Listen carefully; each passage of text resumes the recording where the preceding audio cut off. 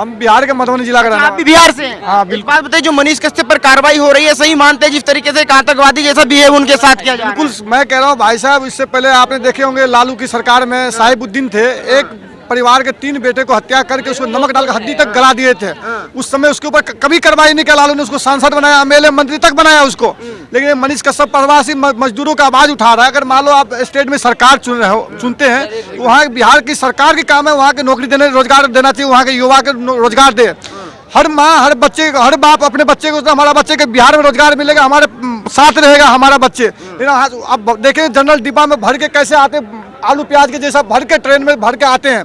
एक दिन लालू के बेटे को ऐसे ट्रेन में भर के आने, दिल्ली तक आओ लेकर के पता चल जाएगा क्या कितने दिक्कत होते हैं मजदूरों के साथ में। पप्पू यादव तो कह रहे कि मनीष कश्यप ने किया क्या है बिहार के लिए? पप्पू यादव के बता रहे हैं, पप्पू यादव ने क्या किया भाई साहब, हाथ में 20 के नोट ले लेते, गड्डी 10 की गड्डी नोट लेके ऐसे बांटते। अगर आपके पास इतना ही पैसा है तो बिहार में इंडस्ट्री लगाओ, बिहार की जनता को रोजगार दो। अगर आपके पास इतने पैसे है, 20-20 के नोट दे तो बाहर में जा जाके लो हम पैसे बांट रहे। जनता भी वहाँ का जानता है, तभी तो भटक रहे पप्पू यादव।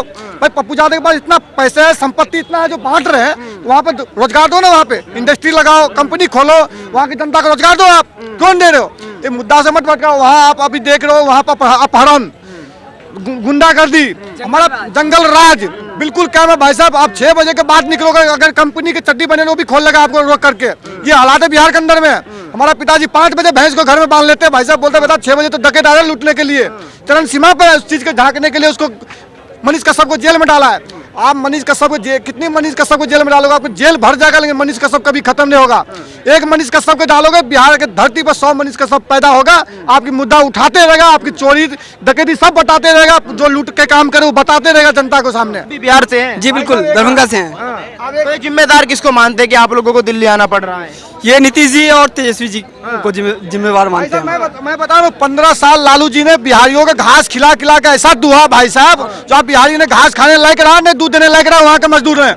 आज वहाँ से प्लान करके सबको बाहर बिहार छोड़ के भागने में मजबूर कर दिया लालू यादव ने भाई साहब। आज पूछो बिहारियों से, आप बिहार जाना चाहते हो? बिल्कुल मना कर देगा, नहीं जाऊंगा, जाने से मना करते हो। नहीं वहाँ पर रोजगार है, नहीं कुछ जंगल राज है भाई साहब। वहाँ जाके देखो, जो नीतीश कुमार 2005 में जंगल राज की बात करते थे, आज जंगल में जाकर खुद मंगलगार है।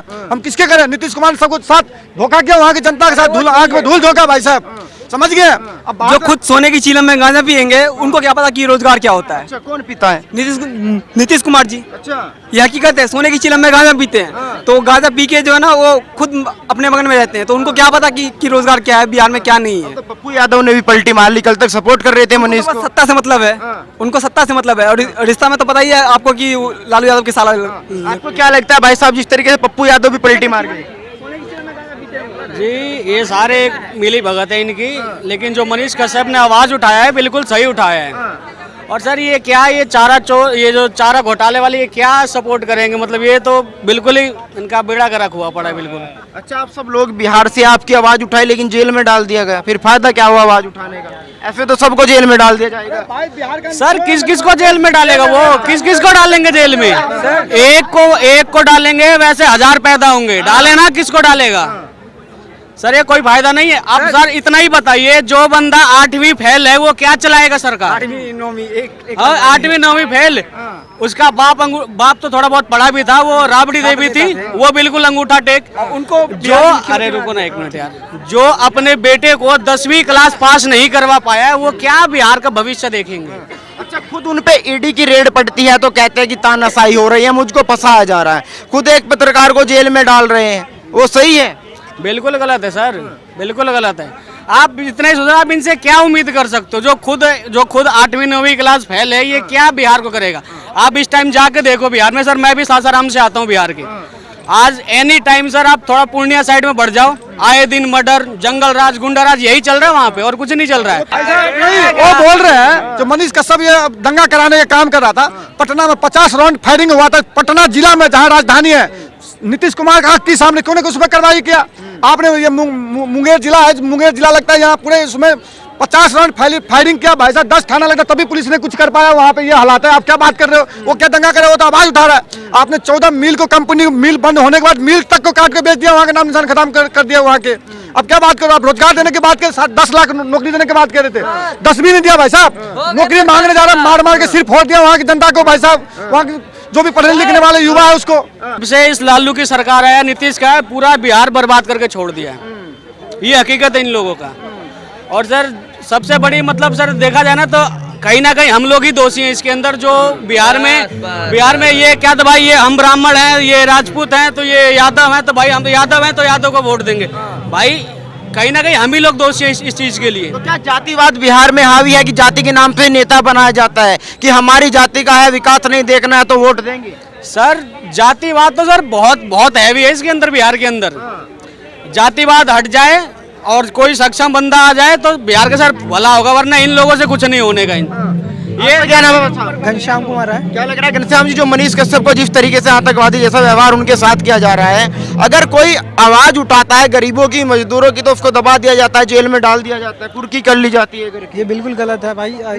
मैं मनीष कश्यप भैया को सपोर्ट करता हूँ कि उन्होंने बहुत अच्छा काम करा है। जो मीडिया का जेन्युइन काम होता है कि जो चीज़ हो रहा है उसको ग्रांड रियलिटी को दिखाना, वही चीज़ वो कर रहा है। लेकिन उसके विरुद्ध जो है हमारे गवर्नमेंट जो है, जो नीतीश कुमार है या लालू यादव वगैरह है, वो जो उस पर एक्शन लिया वो बहुत गलत है। और अभी देखोगे कि आप बिहार में बहुत सारे जातिवाद हो रहा है, तो अभी देखो पप्पू यादव उनको सपोर्ट नहीं कर रहा था, लेकिन अभी वो भी उसके विरुद्ध में जा रहा है क्योंकि वो अभी नए यादव भाई को सपोर्ट कर रहा है। क्योंकि ऐसा नहीं करना चाहिए। बिहार इसीलिए के पीछे रहा है क्योंकि जातिवाद का सबसे बड़ा दिक्कत ये है कि लोग जातिवाद पे वोट करते हैं। जातिवाद को बड़ी बात की, पप्पू यादव कल तक मनीष कश्यप के साथ थे, लेकिन अचानक पलटी मार जाते हैं, कहते हैं कि मनीष बिहार को लूट रहा था, वेद वसूली करता था। यानी कि कहीं ना कहीं जातिवाद के कारण वो पलटी मार रहे हैं कि भाई यादव है, तेजस्वी यादव। उनको पता है कि अगर मैं अभी यादव को सपोर्ट नहीं करूंगा तो मेरे यादव वोट हमें नहीं देंगे, तो इस वजह से उसने पलटी मारा। क्योंकि बिहार में देखोगे जितना नेता हमेशा पलटी मारता है, नीतीश कुमार देखो इससे बड़ा पलटू कोई है नहीं। अब ये पप्पू यादव आए हैं, वो भी इतना बड़ा पलटू निकला, तो सब पलटू भरे पड़े हैं बिहार के अंदर। आप क्या कहेंगे भाई साहब, बिहार में अगर कोई पत्रकार आवाज उठाता है सत्ता के खिलाफ तो जेल मिलती है? ऐसा जिसने जो लोग खुद फ्री प्रेस की बात करते थे, आज वो खुद ही प्रेस को दबाने का काम कर रहे हैं। मनीष कश्यप ने गरीब गांव, गरीब किसान, मजदूर सभी की बात की है। मनीष कश्यप ने आज चलो गवर्नमेंट रोड तो बना देते, लेकिन कैसे बनाना चाहिए है ना, किस प्रकार बनना चाहिए, कहाँ गड्ढा छोड़ देते, वो बात की उन्होंने। पुल जो कि गलत तरीके से बनाया जा रहा है उनकी बात की, जंगल काटे जा रहा है उनकी बात की, एक आम गरीब आदमी की बात की उन्होंने, बिहारियत की बात की, जो खुद अपने आप को बिहारी बाबू बोलते हैं। लेकिन बिहार के लोगों के साथ साउथ में क्या होता है ना, और अनेक प्रदेशों में, कई सारे प्रदेशों में क्या होता है ना, उनके साथ जो गलत हुआ, चलो उस समय उन्होंने जो ट्वीट किया उनके मन में एक दर्द जाके बिहारी व्यक्ति के साथ गलत हो रहा है, बाद में उन्होंने माफी मांग ली ना। ऐसे कई बार उनके साथ घटनाएं होती है, कई बार वीडियो बनते नहीं। मनीष कश्यप बहुत ही ईमानदार और सुलझा हुआ व्यक्ति है, वो जरूर वापसी करेंगे, जरूर जेल से आएंगे। मैं एक ही बात बोलता हूँ, ना हो साथ कोई अकेले बढ़ो तुम, सफलता तुम्हारे चरण चूम लेगी। ना हो साथ कोई अकेले बढ़ो तुम, सफलता तुम्हारे चरण चूम लेगी। मनीष कश्यप अपनी लड़ाई खुद लड़ेगा और वो जीतेगा, बिल्कुल। ये कार्रवाई बिल्कुल ही गलत है। मनीष कश्यप ने जो बात बोली थी, यह बात बिहार के विभिन्न अखबारों ने पहले ही लिखी थी।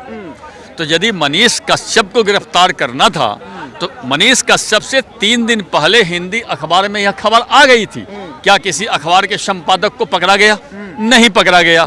इससे ऐसा प्रतीत होता है कि मनीष कश्यप पर जानबूझकर यह आक्रमण किया जा रहा है, क्योंकि मनीष कश्यप बिहार के सत्ताधारी दल के कमी को उजागर करते थे, इसलिए उनको पकड़ा गया है, जो कि निहायत ही घटिया काम है, बिल्कुल नाजायज है। लेकिन झा जी, कल तक जो पप्पू यादव उनके सपोर्ट में थे, आज वो भी कह रहे हैं कि मनीष कश्यप ने तो बिहार को लूटा है।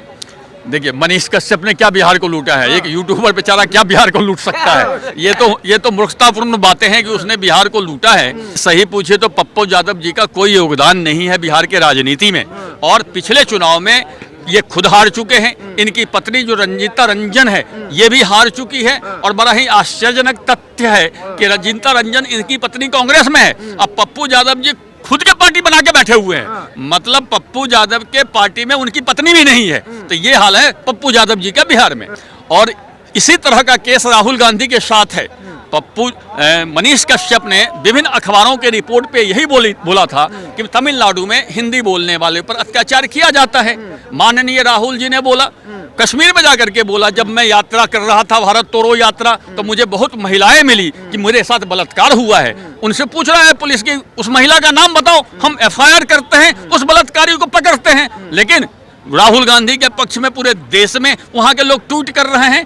तो मनीष कश्यप और राहुल गांधी का केस एक जैसा है।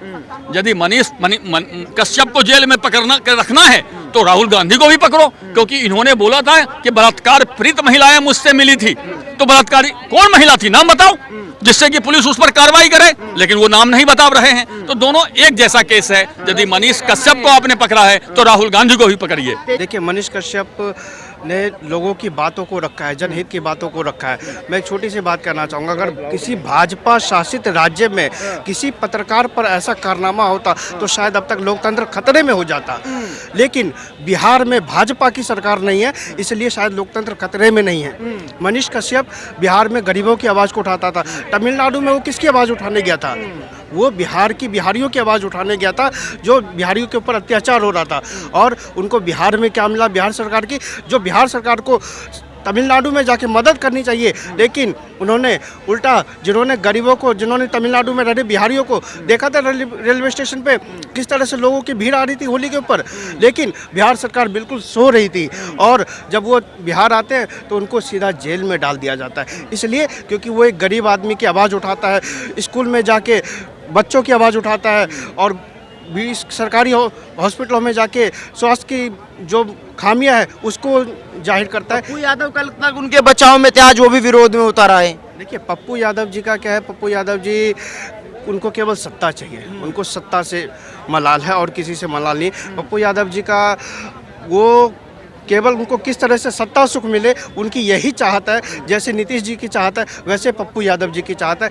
ना नीतीश जी की चाहत पूरी होगी, ना पप्पू यादव जी की चाहत पूरी होगी। नीतीश जी का अंतिम कार्यकाल है।